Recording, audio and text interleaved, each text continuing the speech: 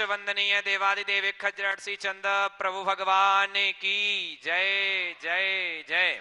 बोलिए परम पूज्य श्रवण संस्कृति उन्नायक प्रातः स्मरणीय आचार्य भगवंत गुरुवर श्री 108 विद्यासागर जी महाराज की जय जय जय।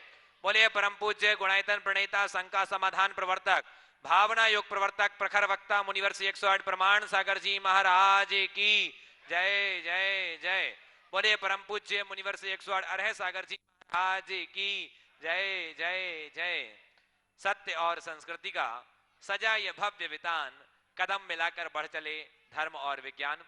बंधो शाश्वत तीर्थराज सम्मेद शिखर की इस पावन तलहटी पर स्थित विश्व का एक ऐसा अनूठा कीर्तिमान जो जन जन के कल्याण का कारण बन रहा है। निश्चित ही पूज्य मुनिवर प्रमाण सागर जी महाराज की अद्भुत परिकल्पना की जो देन है आज गुणायतन के रूप में सफलीभूत हो रहा है।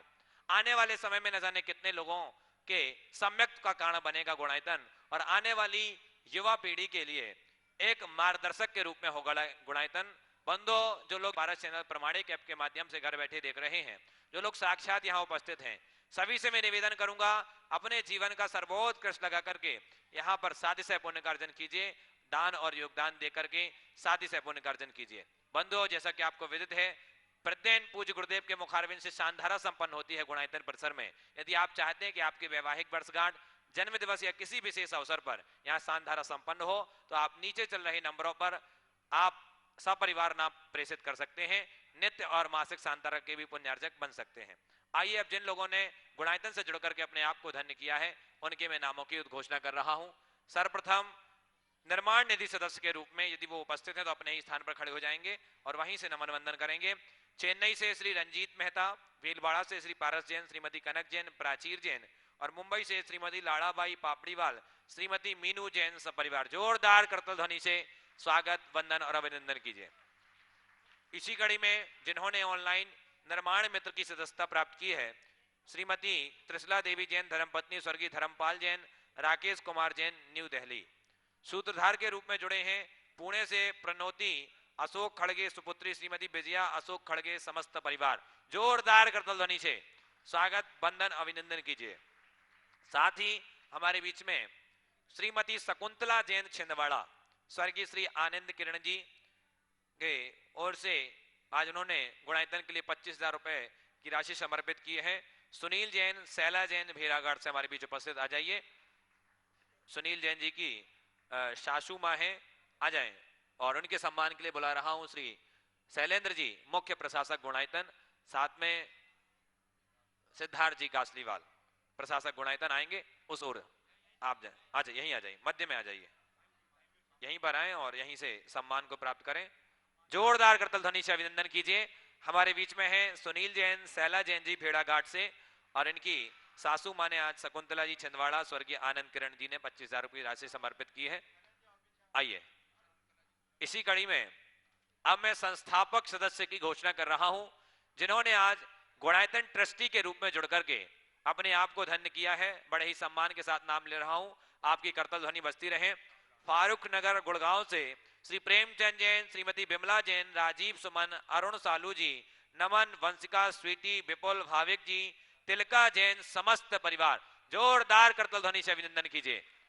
और इनके सम्मान के लिए मैं बुला रहा हूं श्रीमती चंद्रकला जी पाटनी और लता जी गंगवाल, गुणायतन मंत्री। आइए शीघ्रता से पहुंचेंगे, आ जाएं। श्री प्रेमचंद जी, श्रीमती बिमला जैन, राजीव सुमन, अरुण सालू जैन, नमन, वंशिका, स्वीटी, विपुल, भाविक, तिलका जैन फारूक नगर गुड़गांव से हैं और इनके सम्मान करने के लिए श्रीमती चंद्रकला जी पाटनी और साथ में लता जी गंगवाल, गुणायतन मंत्री आए और सम्मान करेंगे।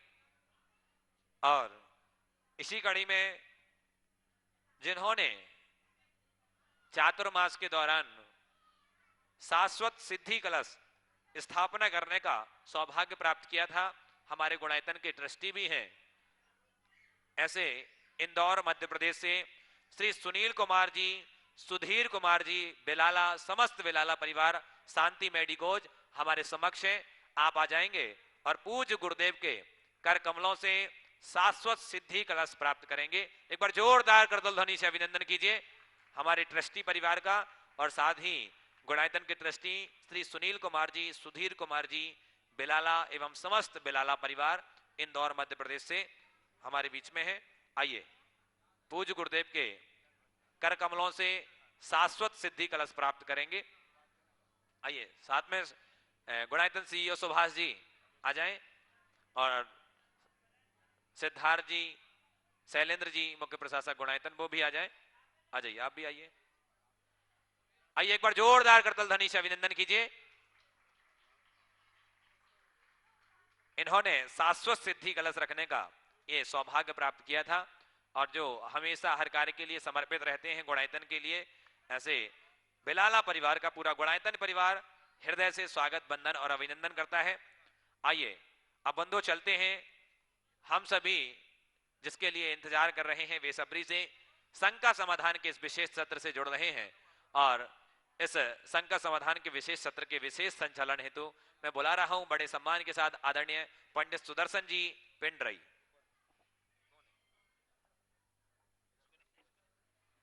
ओम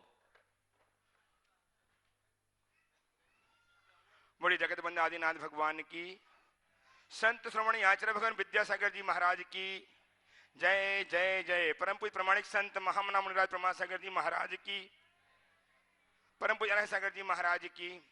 आइए मैं आप सबको लिए चलता हूं आचार्य भगवान विद्यासागर जी महाराज के परम प्रभावक शिष्य महामना मुनिराज प्रमासागर जी महाराज, गुणायतन प्रणेता ग्रुप में जाने जाने वाले, शंकर समाधान के प्रवर्तक, भावना योग के प्रवर्तक एवं संप्रेषण समय के रूप में विश्वविख्यात परम पूज्य गुरुदेव के चरणों की हम वंदना करें। उसके पूर्व में आप सबका जो पारस जनवाणी चैनल एवं यूट्यूब के माध्यम से तथा प्रमाणिक ऐप के माध्यम से अपनी शंकाओं के समाधान प्राप्त कर रहे हैं, उन सबका वंदन अभिनंदन करता हुआ, साक्षात विराजमान सभी भक्तजनों का वंदन अभिनंदन करता हुआ आप सबको गुरुदेव के चरणों से संबद्ध कर रहा हूं। मेरे साथ उच्चारें आशीर्वाद के लिए, नमोस्तु गुरुदेव, नमोस्तु गुरुदेव, नमोस्तु गुरुदेव। आज हमारे बीच में चिजारा राजस्थान से श्रीमान रमेश चंद जी, संजय कुमार जी, राजकुमार जी, सोनू जी, रोलिया परिवार आज गुणायतन से शुद्धार के रूप में संबद्ध हो रहा है। मैं निवेदन कर रहा हूं उस परिवार से भी आए, गुरुदेव चरणों की अभिवंदना करें, आशीर्वाद प्राप्त करें। उनका सम्मान करने के लिए गुणायतन के मुख्य प्रशासक श्रीमान सैनन जी जैन, श्रीमान सिद्धार्थ जी कासलीवाल प्रशासक शिक्षा से आए और सम्मान करके गुणायतन गौरव को महिमा मंडित करें। श्रीमान रमेश चंद जी, संजय कुमार जी, राजकुमार जी, सोनू जी, रोलिया परिवार, तिजारा राजस्थान। आइए तालियां बजाएं। इन्होंने एक क्षण निर्णय लिया, अपने उदार आशय को प्रकट किया है, उदारता को प्रकट किया है। गुणायतन संबद्ध होकर के बहुत बहुत साधुवाद। और बंधुओं, एक ऐसी कृति साधु जीवन दर्शन जिसमें आचार्य भगवंत के द्वारा अभी तक जितनी भी चैतन्य कृतियों का निर्माण किया गया है उनका पूरा जीवन परिचय उस साधु जीवन दर्शन पुस्तिका के जो साधु जीवन दर्शन छपा हुआ है वो आ जाएं। और हमारे बीच में हर्षवर्धन जी, विभूति जी, विहान जी सिंघई भोपाल से हैं, पूज्य गुरुदेव के कर कमलों में ये भेंट करेंगे साधु जीवन दर्शन, और आप इसे प्राप्त भी कर सकते हैं। अभी इसका वैसे विमोचन नहीं हुआ है, अभी वो लेकर के आए हैं गुरुदेव के चरणों में, जिसमें आचार्य भगवंत के द्वारा जितनी भी दीक्षाएं दी गई हैं उन सभी चैतन्य कृतियों के जीवन परिचय से आपको रूबरू होने का मौका मिलेगा। एक बार जोरदार करतल ध्वनि से अभिनंदन कीजिए। और मुनि श्री भाव सागर जी महाराज की मंगल प्रेरणा से इसका संकलन हुआ है, इसको संपादक किया गया है। जोरदार करतल ध्वनि से अभिनंदन कीजिए। और इसके माध्यम से पूज्य आचार्य भगवंत ने अभी तक जितनी भी चैतन्य कृतियां हैं जो दिगंबरत्व का नाद कर रही हैं पूरे विश्व में, उन सबका आपको परिचय प्राप्त होगा। इस प्रकार से हर्षवर्धन, विभूति, बिहान से गई भोपाल से उपस्थित हैं, उन्होंने पूज्य गुरुदेव को महाराज को दिया। आइए अब आगे के संचालन के लिए पुनः पंडित गुरुदेव, आज मैं पुनः आपसे ऑनलाइन प्रश्नों के माध्यम से इस कार्यक्रम को प्रारंभ करना चाह रहा हूं। गुणायतन के संरक्षक श्रीमान सुनील जी, श्रीमती पूनम जी जैन नोएडा, आपके चरणों में बारंबार नमोस्तु अर्पित करते हुए जानना चाहती हैं कि आजकल बच्चा गोद लेने की प्रथा काफी चली हुई है। जैन लोगों में होते ही 1-2 घंटे के बाद ही तुरंत ही ले लेते हैं। इससे कुछ क्वेश्चन पैदा हुए कि क्या, फिर से बोलो, नीचे की लाइन। जैन लोगों में हाँ, बच्चा होते ही 1-2 घंटे के बाद तुरंत ही लेने की प्रथा है, ये ले लेते हैं। इससे कुछ क्वेश्चन उत्पन्न हुए कि क्या बच्चा लेने वाले परिवार पर सूतक लगेगा, और बच्चों को तुरंत लेने से वह माँ व बच्चे दोनों पर अत्याचार महसूस होता है कि दूध भी नहीं पी पाया। देखिए, मानवीय दृष्टि से अगर देखा जाए तो तुरंत के जाए बच्चे को लेना सुसंगत प्रतीत नहीं होता, इसलिए इस पर विचार तो होना ही चाहिए। और यदि लेते हैं तो मेरी राय में उनको सूतक तो लगना ही चाहिए।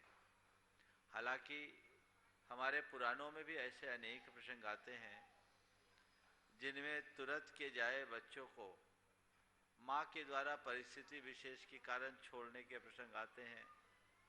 जैसे स्वयं जीवनधर की माँ ने शमशान में बच्चे को जन्म दिया और श्मशान में ही बच्चे को छोड़ दिया और उसको वहीं पर सृष्टि ने प्राप्त किया। तो ये चीज़ें आती है।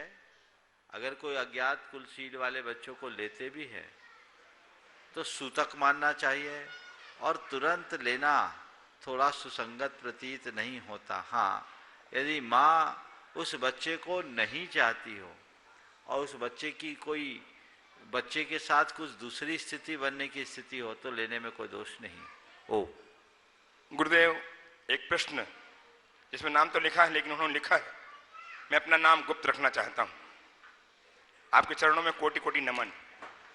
गुरुदेव, आजकल एक चलन देखने में आया है, आने लगा है कि घर के वरिष्ठ लोग जो भी करते हैं वह सदैव ही सही होता है और संतान सदैव ही गलत होती है। उसे कई बार ताने इत्यादि भी दिए जाते हैं और दूसरों की संतानों से नीचा दिखाने का प्रयास भी किया जाता है, भले ही वह पूर्ण निष्ठा से अपने कर्तव्य का पालन प्रयास क्यों ना कर रही हो। कई परिवारों में संतान को एक आज्ञाकारी बंधुआ सेवक के रूप में भी देखा जाता है।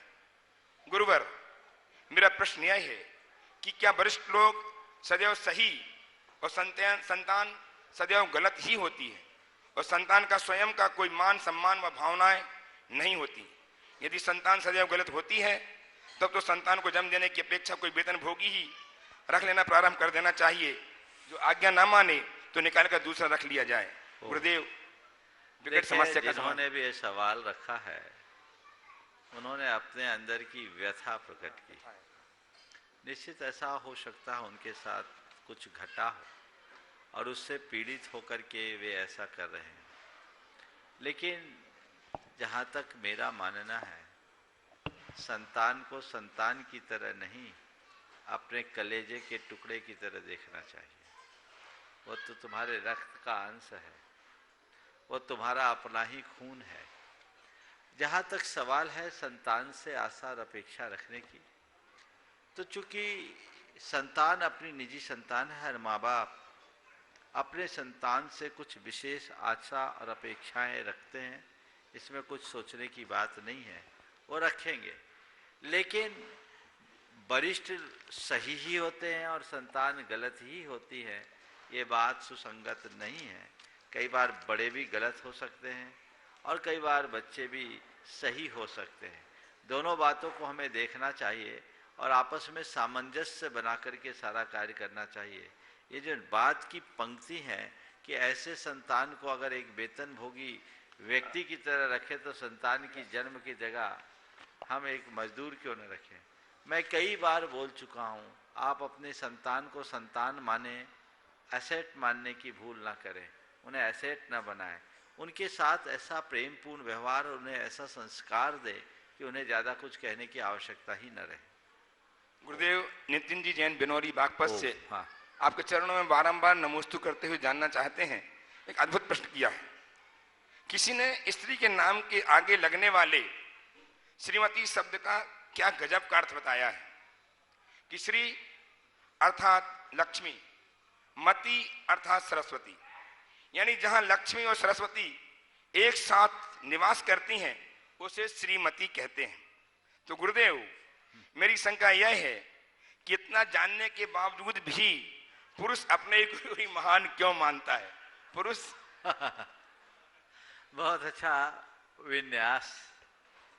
किया है कि श्रीमती शब्द में श्री और मति है, और श्री का मतलब लक्ष्मी और मति का अर्थ बुद्धि, जिसमें लक्ष्मी और बुद्धि हो, अब वो है तो निश्चित वो श्रेष्ठ है। पर पति फिर अपने आप को श्रेष्ठ क्यों हो जाता है? बताऊं, पति श्रेष्ठ क्यों होता है?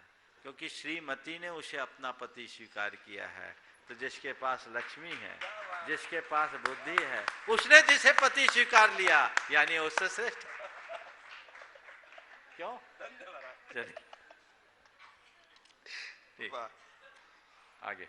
महाराज श्री रीठी कटनी से मयूरी ग्रीस जैन आपके चरणों की बारंबार वंदना करते हुए जानना चाहती हैं कि महाराज श्री मायके से ससुराल जाने में हर लड़की रोती है। अच्छे से मायके से हाँ। ससुराल जाने में हर लड़की रोती है। हर लड़की रोती है। रोती है। अगर कोई लड़की ससुराल से मायके आने में रोती है तो इसका क्या मतलब है, और ऐसा होना सही है या गलत?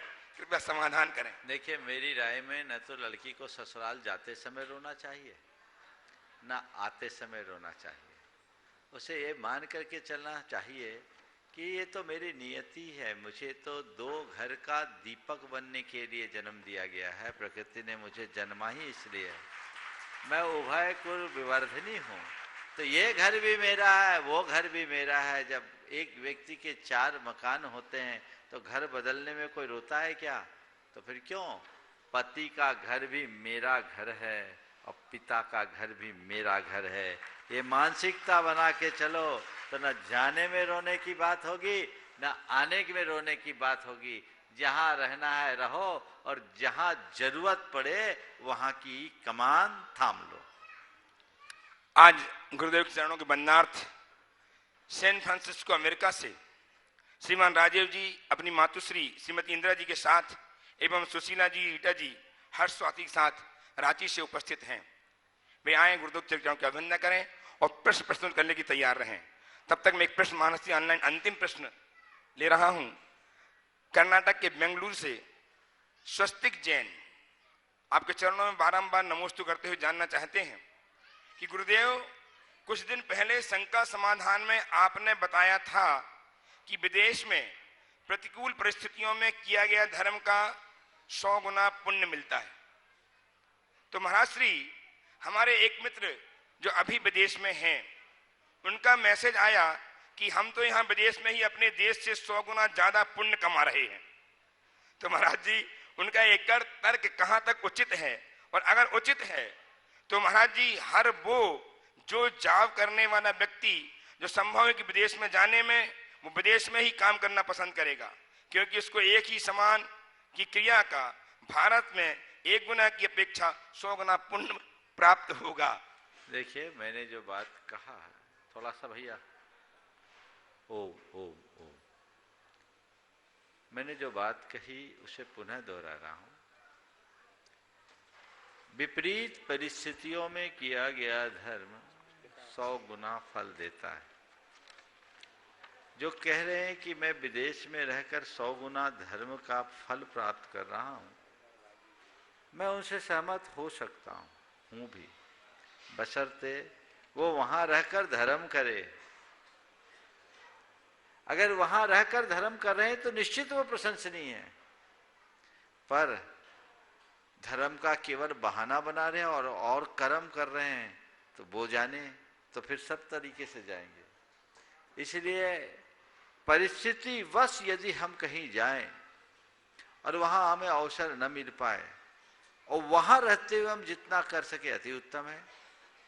पर हमारे यहाँ एक बात कही गई, हर कार्य में जितना बन सके उत्तम से उत्तम, श्रेष्ठ से श्रेष्ठतम करो। तो हम वहां जो धर्म करेंगे वो वहां हमारे पास धर्म के साधन कम है, और यहां हम धर्म करेंगे यहां धर्म के साधन ज्यादा है। तो जहां धर्म के साधन अधिक है हमें उसे प्रमुखता देनी चाहिए। जहां धर्म के साधन कम है वहां परिस्थिति वश रहना पड़े तो उसमें कर लो। एक बात मैं आप सबसे कहता हूं, पंचम काल में जन्म लेने वाले को और पंचम काल में जन्म लेकर तपस्या करने वाले को चतुर्थ काल वालों से ज्यादा निर्जरा होती है कहते हैं, लेकिन चौथे काल में ही मुक्ति मिलती, पंचम काल में नहीं। ये भी तो हमें ध्यान रखना चाहिए, ये भी हमें ध्यान रखना चाहिए। तो हम बाहर जाकर के वहां अगर रह रहे हैं, फंस गए हैं और निष्ठापूर्वक काम कर रहे हैं तो वो सराहनीय है। लेकिन मेरे पास यहां रहने का अवसर है तो मुझे और आगे बढ़ना चाहिए। वहां तुम धर्म कर सकते हो, मुनि नहीं बन सकते। यहां मुनि बन करके तुम अपना कल्याण भी कर सकते हो, ये भी तो अवसर है। वहां तुम कितना भी धर्म कर सको लेकिन समाधि नहीं ले सकते, यहां तुम समाधि धारण करके अपना उद्धार तो कर सकते हो। इसलिए यहाँ का अवसर यहाँ जैसा है, वहां का अवसर वहां जैसा है, दोनों स्थितियों को समझ करके चलना चाहिए। ओम। उपस्थित हों, तालियां बजाकर वंदन करेंगे आप हम सब मिलकर। जो अमेरिका से उपस्थित हुए हैं अपनी मम्मी के साथ, राजीव जी, मातुश्री इंदिरा जी एवं सुशीला देवी, रीटा जी, हर्ष स्वाति जी रांची से, इनके साथ में अपना प्रश्न प्रस्तुत करेंगे, आशीर्वाद प्राप्त करेंगे गुरुदेव का, और तैयार रहेंगे श्री मधुर जी जैन इटारसी से। राशि, मेरा प्रश्न ये है, मैंने 14-15 साल जापान में गुजारा और वहाँ पे एक शहर है क्योटो, एक शहर का नाम है क्योटो। वहाँ पे बुद्ध की बहुत पुरानी प्राचीन मंदिरें हैं। उन सब मंदिरों को वर्ल्ड हेरिटेज का दर्जा दिया गया है। हमारा तो यहाँ पे हजारों साल पुराना मंदिर है, टोक है, हमारे 20 भगवान यहाँ पे उनका निर्माण हुआ है, मोक्ष लिया है। तो यहाँ शिखर जी को अभी तक वर्ल्ड हेरिटेज का क्यों नहीं रिकॉग्नाइज किया गया? राशि, देखिए, आपने जो सवाल खड़ा किया है बहुत ही अर्थपूर्ण सवाल है। क्योटो में जो वर्ल्ड हेरिटेज बताए गए वो सब प्राचीन प्रतिमाएं, ये हमारा शाश्वत तीर्थ है। यहाँ से हमारे 20 तीर्थंकरों को निर्वाण हुआ, इसमें कोई संशय नहीं। लेकिन पुरातात्विक दृष्टि से कोई बहुत पुराना अवशेष यहाँ प्राप्त नहीं। टोंको का इतिहास लगभग 250 वर्ष पुराना है, ज़्यादा पुराना नहीं है। इसलिए शासन के द्वारा उसे वर्ल्ड हेरिटेज के रूप में नहीं रखा गया। लेकिन हम लोगों को इस दिशा में पहल करनी चाहिए और इसका जो श्रेष्ठतम रूप हो वो बनाना चाहिए। चलिए, मधुर जी सोना का सवाल है महाराज श्री। हाँ बोलो। वो बोलता है कि आप कपड़े क्यों नहीं पहनते, आपको मिलते नहीं है क्या? हाँ? आपको कोई देता नहीं है? अब वो आएगा तब उससे पूछवाना। चलो, अभी आया तो उसको बोली थी मैं कि चलो। चलिए आगे। उपस्थित हो मधुर जी, सोना जी जैन इटारसी से अपने बच्चों के साथ तैयार हैं सिद्ध जैन, मातुश्री आराधना जी जैन सतना के साथ। मुनि श्री, मेरे परिवार और इटारसी जैन समाज की ओर से सादर नमोस्तु नमोस्तु नमोस्तु। मुनि श्री, इटारसी जैन समाज लगभग 100% शिक्षित है, उसके बाद भी उसकी जनसंख्या में निरंतर कमी आ रही है, जबकि दूसरी समाज जो कम शिक्षित है वो निरंतर उनकी जनसंख्या बढ़ रही है। क्या हमारा ज़्यादा शिक्षित होना ही हमारे लिए घातक हो रहा है? देखिए, बात बिल्कुल सही है। प्रबुद्ध लोगों ने अपने साथ अपनी फैमिली की प्लानिंग ज़्यादा कर ली और पूरे देश में ये हाल हो रहा है। और इससे एक दुष्प्रभाव ये होगा कि देश में शिक्षितों और अशिक्षितों की संख्या का अनुपात बिगड़ जाएगा। हमें इस पर बहुत गंभीर होना चाहिए। ओम नमोस्तु। सिद्ध जन उपस्थित हो, डॉक्टर आराधना जी जैन अपनी मम्मी के साथ सतना से तैयार हैं। शैला, हर्षा, पिंकी, भेड़ाघाट, जबलपुर। एक प्रश्न के लिए श्रीमती शैला जी, हर्षा जी, पिंकी जी, भेड़ाघाट, जबलपुर से। दोनों महाराज जी के चरणों में त्रैवार नमोस्तु नमोस्तु नमोस्तु। महाराज जी, अब इंडिया में कोविड केसेस कम हो गए हैं तो हम लोग की स्कूल शुरू हो गई हैं ऑफलाइन। तो सुबह तो लिमिटेड टाइम रहता है, तो अगर हम लोग जैसे कि ऐसा हो पाता है कि या तो सारे वेदियों के अच्छे से दर्शन कर लें भक्ति भाव से, या तो फिर अभिषेक कर लें। तो यदि हम लोग सिर्फ एक वेदी में अभिषेक करते हैं और दर्शन यदि नहीं कर पाते हैं तो दूसरे भगवान का अभिनय तो नहीं होता है। तो बेटर क्या है कि हम लोग अच्छे से सब भगवान के दर्शन कर लें, अभिषेक को जैसे कि रहने थे संडे टू संडे कर लें, या फिर एक वेदी के दर्शन कर लें और अभिषेक करके स्कूल की ओर निकल जाएं। तो मतलब बेटर क्या है? मतलब देखो, दर्शन करे अभिषेक करें। 5 मिनट थोड़ा जल्दी उठ जाओ तो सब काम हो जाए। क्रिया में कटौती मत करो, समझिए। चलिए आइए शैला जी, हर्षा जी, पिंकी जी के साथ भेड़ाघाट जबलपुर से तैयार रहें। श्रीमती अंकिता प्रशांत जी जैन हैदराबाद से। अंकिता प्रशांत जी जैन हैदराबाद। नमोस्तु गुरुवर, नमोस्तु गुरुवर, नमोस्तु गुरुवर। मेरा और मेरे भेड़ाघाट परिवार की तरफ से बारंबार नमोस्तु नमोस्तु। महाराज श्री, मेरा क्वेश्चन है कि तीर्थंकर प्रकृति का बंध होने के बाद क्या कर्मों का बंध नहीं होता उस जीव का? देखिए, तीर्थंकर प्रकृति का बंध तो होने के बाद तीर्थंकर पर्याय में भी होता रहता है। होता है। जब तक वे 10वें गुण स्थान तक नहीं पहुंचते तब तक सब कर्मों का बंध होता रहता है। नमोस्तु। ओ हाँ? उपस्थित हो श्रीमती हाँ, अंकिता जी। लेकिन वो हम आप जैसे कर्मों का बंध नहीं होता। और एक बात और बताऊं, तीर्थंकर प्रकृति का बंध कर लेने वाला जीव भी नरक जा सकता है, जाता है। जिसने पहले नरकायु का बंध कर लिया, बाद में तीर्थंकर प्रकृति का बंध किया, वो नरक जाता है। श्रेणी कभी नरक में नरक भोग रहा है, वहां से आएंगे तब तीर्थंकर बनेंगे। चलिए श्रीमती अंकिता जी प्रशांत जी जैन हैदराबाद से उपस्थित हो तैयार रहे। छिंदवाड़ा से आगम जैन। बच्चा और बड़ो बोलो। नमोस्तु महाराज जी। बाहुबली। बोलो बोलो। मेरा प्रश्न है हाँ? कि बाहुबली भगवान तीर्थंकर हैं क्या? बाहुबली भगवान तीर्थंकर नहीं, उनके पिताजी तीर्थंकर थे। चलो नहीं बोलो ना, तो वो हमारे भगवान है क्या? हो गया। बाहुबली। आइए। वो बाहुबली हमारे भगवान है क्या? हाँ, भगवान है। श्रीमती अंकिता जी प्रशांत जी जैन हैदराबाद से उपस्थित हो तैयार रहे। आगम जैन छिंदवाड़ा से। सीखता कीजिए, उनको दीजिए, उनको अब दीजिए, अब चांस खत्म, उनको दीजिए। नमोस्तु गुरुदेव। ओम। शासकीय कॉलेज व यूनिवर्सिटी में नए जैन दर्शन विभाग खुलने की जगह पुराने विभाग बंद होते जा रहे हैं, जिसका प्रमुख कारण जैन छात्रों का जैन दर्शन विषय से बीए, एमए आदि कोर्सों में प्रवेश ना लेना, क्योंकि इन विषयों में रोजगार प्राप्ति के अवसर अपेक्षाकृत कम हैं।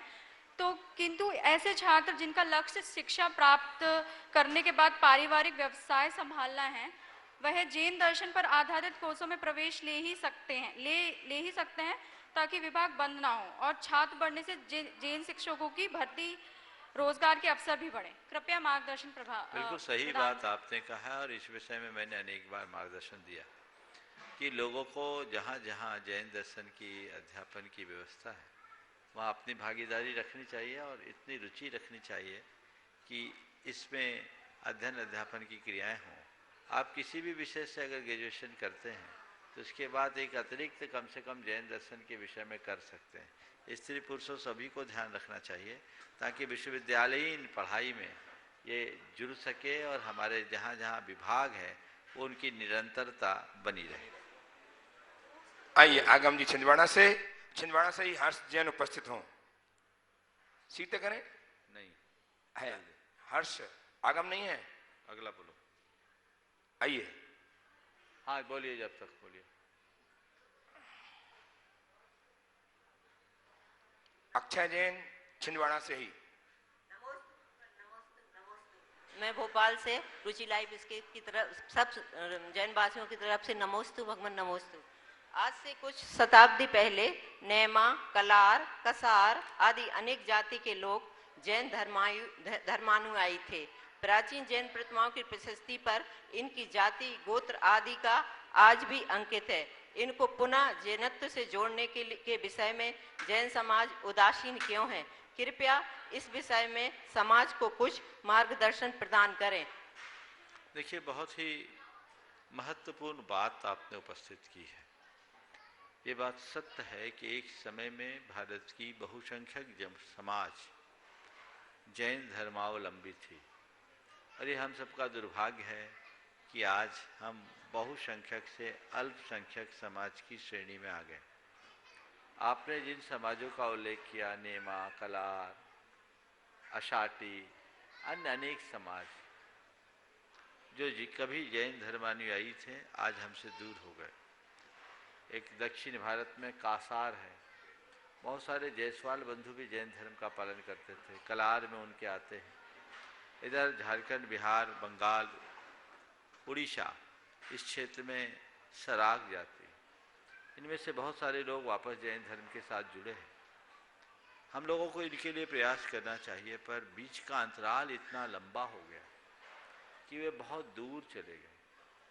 अब उनके बीच एक अभियान चलाना बहुत कठिन कार्य। वर्षों बीत, यानी कि सदियों बीत गई, शताब्दियां बीत गई। अब उन्हें इस बात का एहसास कराना भी बड़ा चुनौतीपूर्ण है कि आप मूलतः जैन थे। फिर भी इसकी संभावनाओं पर विचार करना चाहिए, और ये कार्य मूलतः हमारे आचार्यों का है, हमारा नहीं। इसलिए मैं कोई बात निर्णयात्मक रूप से इस मंच से नहीं बोल सकता, लेकिन इस पर विचार जरूर होना चाहिए, इसकी संभावनाएं तलाशनी चाहिए, और जो हमसे विमुख हो गए हैं उन्हें वापस लौटाने का पुरुषार्थ करना चाहिए। उपस्थित हूँ आगम, अक्षय एवं हर्ष जैन छिंदवाड़ा से एक एक प्रश्न के लिए शीघ्रता से। महाराज जी, अखबार में महाराज जी की फोटो आती है, उसका उपयोग अभिनय वाले कार्य में होता है, उससे बचने के लिए हम क्या करें और उससे हमें क्या पाप पड़ता है? भगवान की जो फोटो आती है उसको संभाल के रखो और रिसाइकिल की सिस्टम में डाल दो। चलो, ओम नमोस्तु महाराज जी। पूजा में थाली में स्वस्तिक बनाते हैं, उसका क्या महत्व है? बिना स्वस्तिक के पूजा नहीं हो सकती क्या? स्वस्तिक कल्याण का प्रतीक होता है और उससे उसकी प्रतिष्ठा होती है। नमोस्तु। तैयार हैं कोल्हापुर से जीवन जी पाटिल। जीवन जी पाटिल कोल्हापुर महाराष्ट्र से। मुनीषी के चरणों में बारंबार नमोस्तु, छिंदवाड़ा सा परिवार बारंबार नमोस्तु। मुनीषी, जिनेंद्र भगवान की वाणी को जिनवाणी कहा जाता है, पर हम जिनेंद्र भगवान की वाणी को माँ की संज्ञा क्यों दी गई है? वाणी स्त्रीलिंग है ना, इसलिए माँ कह देते। ठीक है, वाणी शब्द स्त्रीलिंग है, इसलिए माँ कह देते। चलिए, नमोस्तु। जीवन जी पाटिल कोल्हापुर से उपस्थित हो। तैयार रहे श्रीमती मधुकांता पवन जैन भोपाल। शीघ्रता कीजिए। हो गया पाटिल जी, हो गया। चलिए, मधुकांता जी, श्रीमती मधुकांता जी पवन जी जैन भोपाल से। और तैयार रहेंगे गुणादन के ट्रस्टी श्रीमान सुगन चंद जी झांझरी भीलवाड़ा से। शीघ्रता से आइए, शीघ्रता से। मधुकांता जी पवन जी जैन भोपाल। हो गया। गुणादन ट्रस्टी सुगन चंद जी झांझरी भीलवाड़ा से। ललितपुर से ममता जी जैन उपस्थित हों। नमस्ते महाराज श्री, मेरा प्रश्न है कि भगवान की प्रतिमाएं विराजमान करना अच्छा है या कमरे बनाने ज्यादा बेहतर है, स्कूल में या धर्मशाला में? मैं एक सवाल करता हूँ, मंदिर बना दो और रहने की व्यवस्था न करो तो मंदिर बनाने का कोई मतलब है? बोलो, आवश्यकता एक की है कि दोनों की है? भगवान की है पहले न, भगवान की तो है। अब सब लोग सोच ले कि भगवान ही बनाना, मैं कह दूं मंदिर बनाना, भगवान विराजमान करना सबसे अच्छा था, तुम बनिया लोग हो वही बनाओगे, बाकी को कौन बनाएगा? फिर इनकी व्यवस्थाएं कैसे होगी? इसलिए सुगन चंद जी, मुझसे पूछो तो मैं कहूँगा दोनों बनाना सबसे अच्छा है। मंदिर भी बना दो और कमरा भी बना दो, दोनों पर तरफ ध्यान दो। एक को मत पकड़ो, एक को पकड़ोगे तो मामला वहीं अटक जाएगा। हमें हमेशा आवश्यकता और उपयोगिता को देखते हुए अपना काम करना चाहिए, गणित नहीं लगाना चाहिए। नहीं तो हमारा सिद्ध क्षेत्र में जैसे सम्मेद शिखर में बोल तो रहा हूँ, अब सम्मेद शिखर जी में आपने मंदिर बड़े बड़े बना दिए, भगवान खूब विराजमान कर दिए और यात्रियों को रहने की सुविधाएं नहीं दी, तो यहाँ आएगा कौन? और मैं कह दूं भगवान बनाना सबसे अच्छा, भगवान विराजमान करना सर्वश्रेष्ठ है, तो तुम तो वही बनाओगे, तो भगत कहाँ रहेंगे? पूजा अर्चा कहाँ करोगे? आप जहाँ रुके अगर वहाँ रुकने की व्यवस्था नहीं है तो दोबारा आओगे क्या? इसलिए पहले मंदिर बनाओ, भगवान विराजो, और फिर भक्तों की भी व्यवस्था बनाओ साथ साथ। आइए ममता जी जैन ललितपुर से। ममता जी पहुंचे और तैयार हैं मोना मनीष जैन जबलपुर से। मोना मनीष जैन परिवार की ओर से नमोस्तु महाराज जी, नमोस्तु महाराज जी, नमोस्तु ललितपुर समाज की ओर से नमोस्तु महाराज जी। महाराज जी, हमारा प्रश्न है क्या कैंसर पेशेंट व्यक्ति भगवान का अभिषेक कर सकता है या नहीं? कैंसर पेशेंट व्यक्ति भगवान का अभिषेक कर सकता है या नहीं? अगर उसको घाव नहीं है शरीर के बाहर, नहीं भाव है महाराज, बाहर घाव है, घाव बह रहा है, तो कैंसर तो छोड़ो, सामान्य घाव वाला अभिषेक नहीं कर सकता। अंदर घाव है तो कर सकता। देखने में नहीं आता। घाव समझ रहे हैं ना, बाहर घाव है, अगर उसकी सर्जरी हो गई, घाव फूट गया है तो नहीं कर सकता। अंदर है तो अंदर तो मलमूत्र भरा ही है। चलिए जी नमोस्तु महाराज। मोना मनी जी जबलपुर से उपस्थित हो और तैयार रहे। दो ही मुनि राजों लाड़ाबाई मदनगंज किशनगढ़ से। दो ही मुनि राजों के चरणों में बारंबार नमोस्तु। महाराज जी, हमारे घर में कोई अचानक गंभीर समस्या आ जाती है या कोई जैसे सुबह हम जिससे मिले और शाम को वो कोमा में चला जाता है, ऐसी स्थितियां आ जाती हैं तो हम बोल देते हैं कि हम शिखर जी की वंदना करेंगे या शांतिधारा, और उसके ठीक होने पर हम आते हैं, तो इसमें किसका पुण्य होता है, उसका या हमारा? और ऐसा कहना उचित है कि अनुचित? देखिए, एक संकल्प है और संकल्प कभी बुरा नहीं होता। अगर ऐसी स्थिति बन जाती है तो हम उसे एक संकल्प के रूप में लें। हाँ, ऐसा काम होगा तो हम ये करेंगे, और अगर उस निमित्त पुण्य आता है तो कोई दिक्कत नहीं है, कर सकते। जी श्रीमती लाड़ाबाई जी उपस्थित हो मदनगंज किशनगढ़ से और तैयार रहे। श्रीमती निधि जी विशाल जी जैन भिलाई से। निधि विशाल। महाराज साहब के चरणों में 3 बार नमस्तु नमस्तु नमस्तु। महाराज साहब, मानतुंगाचार्य को 48 ताले में क्यों बंद किया गया था? आवाज ठीक 48 तालों में क्यों बंद किया गया था और उनके कौन सा पाप कर्म का उदय मुझे था? नहीं मालूम 48 में क्यों बंद किया गया, पर मैं तो इतना जानता हूँ हर प्राणी 48 में बंद है। समझ गए? वो क्या है बता दूं? 4 घातिया कर्म है। और सर्वार्थ सिद्धि में? हाँ, सर्वार्थ सिद्धि में और भोग भूमि में क्या तो अंतर? मेरी बात तो सुनो। 48 क्या है? 48 क्या है? तो ये 4 घातिया कर्म है और सिद्धों के 8 गुण हैं। समझ गए? हम जब कर्म को काटते हैं तो 8 कर्म और 4 कर्म, 4 गुणों को प्राप्त करते हैं 4 घातिया कर्म को काट के। और 8 और 4 मिला, 4 और 8 मिलाकर 12 होता है। 12 का पूरा अंक 2 और 1 3 होता है। इन सबको काटने वाला रत्नत्र है, इसलिए शायद 48 हो। चलिए, आइए श्रीमान निधि जी विशाल जी जैन और तैयार हैं ग्वादन की मंत्री श्रीमती चंद्रकला जी पाटनी रांची से। महाराज जी, मेरे परिवार का एवं भोपाल से मम्मी पापा का 3 बार नमोस्तु। मेरी भावना सभी के प्रति अच्छी रहती है, परंतु सामने वाले की भावना मेरे प्रति संतोषजनक नहीं रहती। यदि यह पूर्व जन्मों का फल है तो प्रत्यक्ष में कभी मुझे अपने लिए अच्छी भावना मिलेगी क्या? जबकि जैन धर्म की भावना प्रधान धर्म कहा गया है। नमोस्तु महाराज। देखिए, अगर आपके को ऐसा लगता है कि मेरी भावना सबके प्रति अच्छी है और किसी की भावना मेरे प्रति अच्छी नहीं, तो यदि यथार्थ में मेरी भावना अच्छी है तो सामने वाले की बुरी भावना को भी हम सकारात्मक लहजे में देख सकते हैं। उसे हम सकारात्मक रूप में देखें और ये सोचें कि ठीक है, ये मेरे कर्म का उदय है। मेरी भावना को वो नहीं समझ पा रहे, न सही, पर मैं अपनी भावनाओं में कोई कसर न रखूं। यदि इतना हम कर लेते हैं तो बहुत कुछ अच्छा हो सकता है। उपस्थित हो रांची से ग्वादन की मंत्री सुसाहिब का चंद्रकला जी पाटनी। तैयार हैं पंडित प्रवर श्री सुखदेव जी सागर से। दोनों मुनि राजों के चरणों में नमोस्तु। महाराज श्री, हम लोग अति विश्वास व अविश्वास से कैसे बचे? अच्छा सवाल। ओ, अति विश्वास और अविश्वास दोनों में विश्वास तो लगा है, लेकिन एक में अति है, एक में अ है, और ये दोनों भयानक है। सबसे पहली बात, अति विश्वास कौन रखता है और अविश्वास कौन रखता है? अति विश्वास उनके मन में जगता है जो प्रायः पर मुखापेक्षी होते हैं, स्वयं पर आत्मविश्वास कम रखते हैं, दूसरों के साथ बहुत ज़्यादा जुड़ जाते हैं।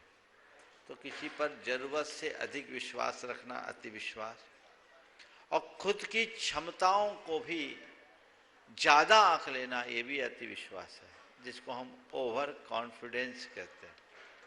ये दोनों चीज़ें हमारे मन की दुर्बलता है। यदि आत्मविश्वास ठीक बने रहे तो हम किसी पर भी अति विश्वास नहीं कर सकते। समझ गए? जैसे कच्चा घड़ा कभी पानी रखने में काम नहीं आता, इसलिए व्यक्ति को हमें सोच समझकर विचार करके ही किसी पर भरोसा करना चाहिए। इसके पीछे हमारे मन में पलने वाला लोभ लालच भी एक बड़ा कारण बनता है, जो दूसरों पर अति विश्वास कर लेते हैं, जरूरत से ज़्यादा भरोसा कर लेते हैं और फिर धोखा खाते हैं। तो ज़्यादातर लोग जो इस तरह दूसरों के सब्जवाग में फंसते हैं वे अति विश्वास के शिकार होते हैं, उसके साथ विश्वासघात हो जाता है। तो इससे हमें बचना चाहिए, लोभ लालच कम करना चाहिए और जितना बन सके उसी अनुरूप अपना कार्य करके चलना चाहिए ताकि हम अति विश्वास से बचें। अविश्वास हमारे मन की एक शंका प्रेरित प्रवृत्ति है। कई लोग हैं जिनके मन में स्वाभाविक शंका होती है, वो हर बात में अविश्वास अविश्वास अविश्वास रखते हैं। तो जिसके मन में शंका बैठ गई उसके हृदय में विश्वास प्रकट नहीं होता। तो मैं कहूँगा अति विश्वास से बचना है तो आप आत्मविश्वास से जुड़े, आत्मदृष्टा बने, भय लोभ और कामना से अपने आप को बचाएं, परमुखापेक्षिता से बचें। और अविश्वास से बचना है तो आप अपने मन की शंका को निकालने की कोशिश करें। हृदय में हर व्यक्ति के प्रति सद्भाव रखें, किसी भी व्यक्ति के साथ बनी बनाई धारणा के साथ न जुड़ें, उन्हें देखें समझें। जब तक निकट से किसी व्यक्ति को न समझ लें, अपने आँखों से न देख लें, तब तक किसी पर न विश्वास करें न अविश्वास करें। कुछ लोग कान के कच्चे होते हैं, थोड़ी थोड़ी बातों में किसी की भी बात सुन लेते हैं और सुन करके मान लेते हैं, जैसा जिसने कहा वैसा मान लिया, तो वो एक गलत बात हृदय में बैठ जाती है। तो ऐसे व्यक्ति फिर हर किसी के अविश्वास के शिकार बन जाते हैं। इससे बचना चाहिए। उपस्थित हम पंडित सुखदेव जी सागर से, तैयार हैं श्रीमती श्रुति जैन पिंडई से, व्रतीनगरी पिंडई श्रुति जैन। महाराज जी नमोस्तु। आज आपका आशीर्वाद फलित हुआ, हमने पद यात्रा करके शिखर जी की वंदना कर ली है। बोलो। हाँ। एक क्वेश्चन महाराज जी, क्रमबद्ध पर्याय में हुकमचंद पंडित जी ने आइंस्टीन का उदाहरण दिया है कि event do not happen, they always event do not happen, they already exist in universe. ओ आपकी बात समझ नहीं पा रहा हूँ, थोड़ा दूर से बोलिए। इवेंट, हाँ, घटनाएं घटती नहीं है, वे ऑलरेडी घटित रहती हैं और वो उनको टाइम मशीन में देखा जा सकता है। इसका उन्होंने क्रमबद्ध पर्याय में लिखा है। तो अपने यहाँ तो कोई क्रमबद्ध पर्याय होती नहीं है, क्योंकि क्रम पर्याय तो तीन प्रकार की होती है, एक क्रम, एक अक्रम और एक क्रमाक्रम। तो आप पूछना क्या चाहते? हम ये पूछना चाहते आइंस्टीन का जो दिया है तो वो पर्याय। ऐसा आइंस्टीन ने जो बात आपने अभी कोट की है उसे मैं जब तक देखूं नहीं समझूं नहीं तब तक उस विषय में मैं कुछ कहना उचित नहीं। थ्योरी ऑफ रिलेटिविटी में लिखा है, उसको मैं जब देखूंगा तब बता पाऊंगा। अच्छा ठीक। आइए श्रीमती श्रुति जैन व्रतीनगरी पिंडई से। और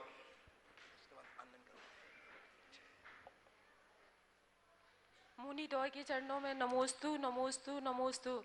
महाराज श्री, आईना की कीमत हीरे से बहुत कम होती है, लेकिन आईना की कीमत हीरे से बहुत कम होती है, लेकिन जब हम हीरा पहनते हैं तो सबसे पहले आईना देखते हैं।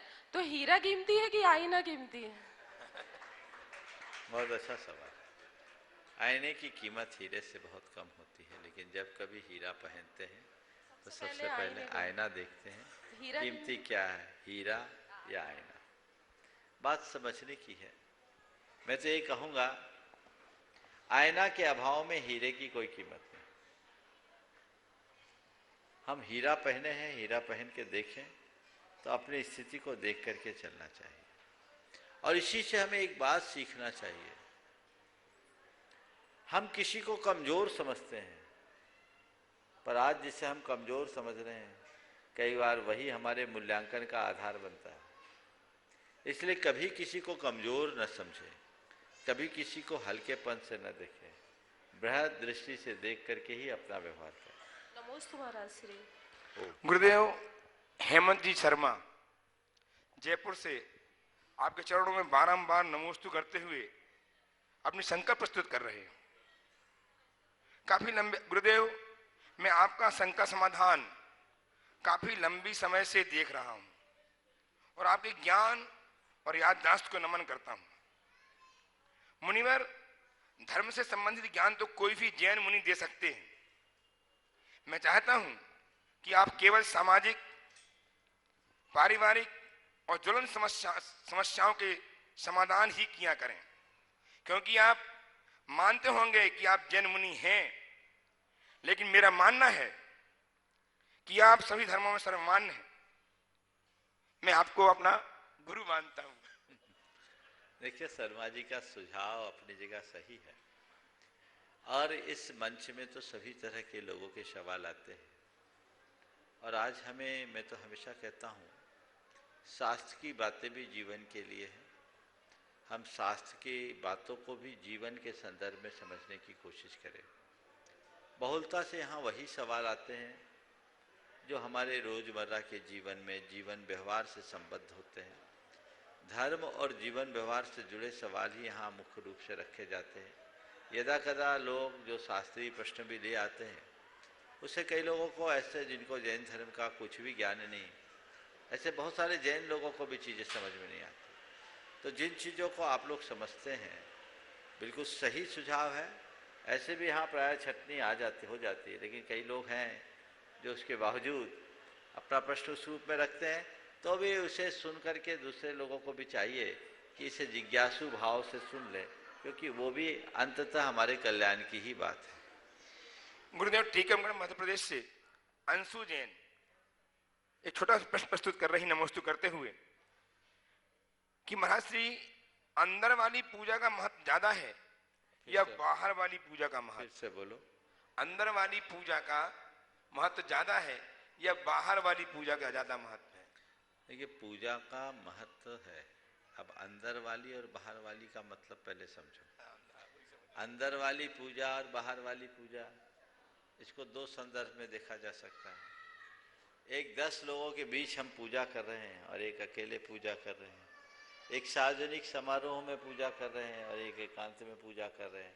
अंदर वाली पूजा और बाहर वाली पूजा का एक अर्थ ये भी है, और एक दूसरा अर्थ अंदर वाली और बाहर वाली पूजा का ये ले सकते हैं कि जो देखने में आ रही वो पूजा और जो मेरे मन में घट रही वो पूजा, दोनों में श्रेष्ठ कौन सी है? पहले संदर्भ में जो बात कहें तो उसमें कहूँगा मैं दोनों पूजाएं श्रेष्ठ हैं, अंदर वाली भी और बाहर वाली भी। अगर एकांत में हम रह करके पूजा करते हैं, हमारा मन लगता है, वो हमारी व्यक्तिगत पूजा होती है। लेकिन जब वही पूजा सामूहिक रूप से होती है, सामुदायिक रूप से होती है, तो एक सामूहिकता का वातावरण बनता है और उससे वे लोग भी लाभान्वित हो जाते हैं जिन्हें कभी पूजा के बारे में जाना नहीं, समझा नहीं। और सामुदायिक रूप से जब हम पूजाएं करते हैं, आराधना करते हैं, तो वैश्विक स्तर पर उसका बहुत अच्छा प्रभाव पड़ता है। तो इस दृष्टि से कहीं पूजा करने का प्रसंग आए तो हमें वैयक्तिक पूजा के साथ सामूहिक पूजा को प्रमुखता देना चाहिए। हमारे शास्त्रों में 2 प्रकार की पूजा कही गई, नित्य महापूजा और महा पूजा। नित्य महापूजा वो है जिसे आप भीतर वाली पूजा कर सकते हैं, रोज मंदिर में अकेले आप पूजा कर लो। और महापूजा से तात्पर्य महान अनुष्ठान के साथ की जाने वाली पूजा, जो विशेष भावना के साथ प्रभावना पूर्वक की जाती है। हमारे यहाँ जिन पूजा को प्रभावना अंग का एक निमित्त भी बताया गया, दान तपो जिन पूजा विद्यातिशयश्च जिन धर्म, ये हमारे जिन धर्म की प्रभावना का एक बहुत सशक्त माध्यम है। तो इसलिए अगर मुझसे पूछो तो मैं कहूँगा दोनों पूजाएं श्रेष्ठ है, और दोनों में तुलनात्मक रूप से कहो तो मैं कहूँगा बाहर वाली पूजा ज़्यादा श्रेष्ठ है, क्योंकि अंदर वाली पूजा में तुम्हारे अकेले का कल्याण है और बाहर वाली पूजा में सबका कल्याण है। ये तो एक अर्थ हुआ। अब दूसरा अर्थ भी जान ले। दूसरा अर्थ, एक बाहर वाली पूजा जो देखने में आ रही है और भीतर वाली पूजा जो अंदर घट रही है। जो पूजा केवल देखने में आती है, यानी हम वचनों से पूजा कर रहे हैं, शरीर से पूजा कर रहे हैं, लेकिन मन कुछ और फिर रहा है। वो पूजा ही नहीं है, वो केवल ऊपर की पूजा है, जड़ पूजा। अंतर की पूजा, जिससे हमारा मन जुड़े, जिससे हमारी चेतना के साथ प्रभु का संवाद जुड़े, वो पूजा अंदर की पूजा है। और यथार्थ में वही असली पूजा है।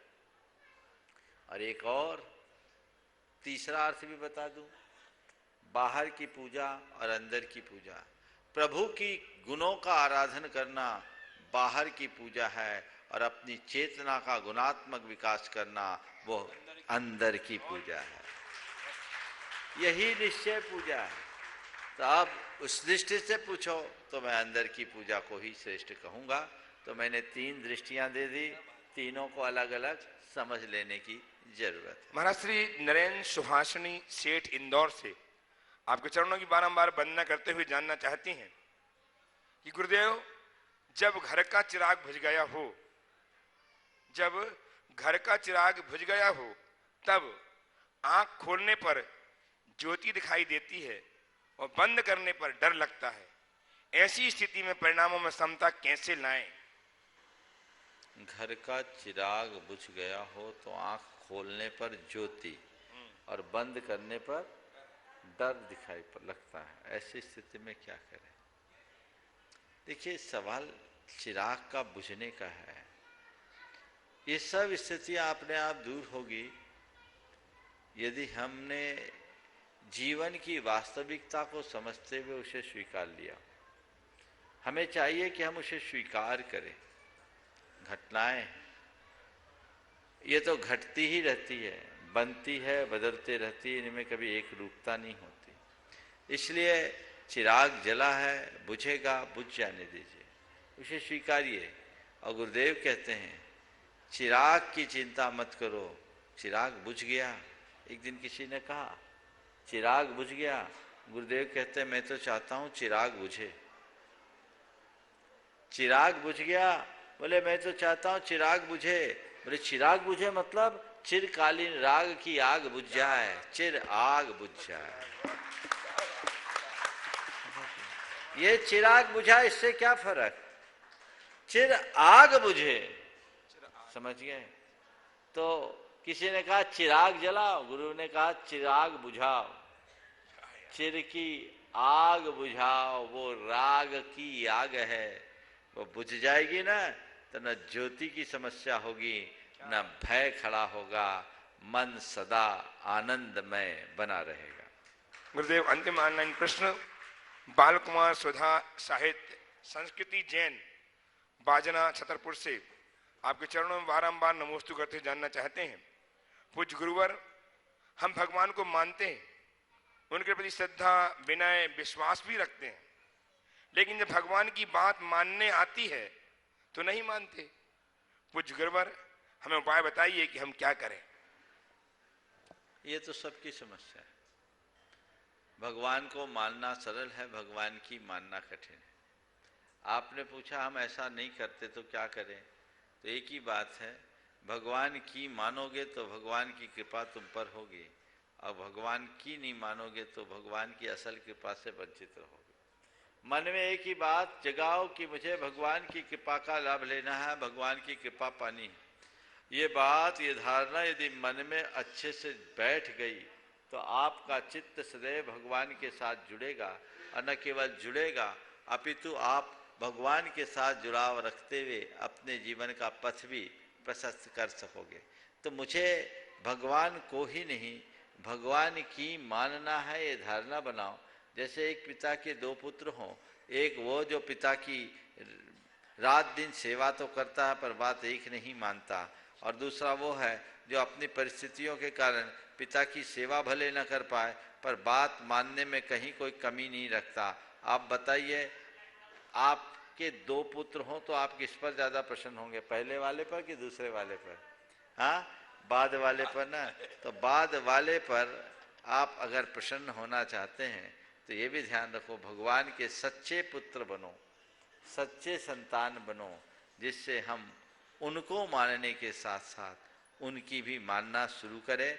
इस प्रकार आज के इस सत्र को परम पूज्य गुरुदेव के चरणों में नमन अर्पित करते हुए आगामी सूचना 19 तारीख की